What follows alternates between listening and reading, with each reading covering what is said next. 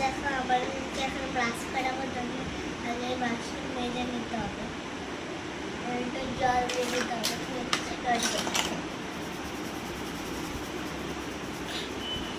তোর মিমির ব্রাশে কসব্রাইট দিয়ে ক্রসব্রাইট নয়, এবার জল, এবার হলো এবার সস আছে, এটার মধ্যে কিন্তু আমি কোলগেট রেখেছি, সসটা শেষ হয়ে গেছে, আমার সস আনতে হবে।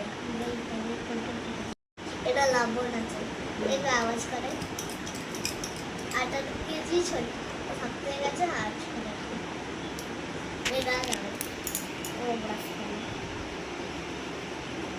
ওর দাঁত ভেঙে যাবে, আস্তে আস্তে করো। এটা দাঁত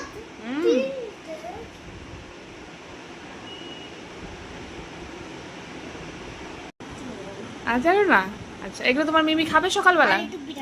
আবার বিরিয়ানিও দিয়েছো? হ্যাঁ বাবা,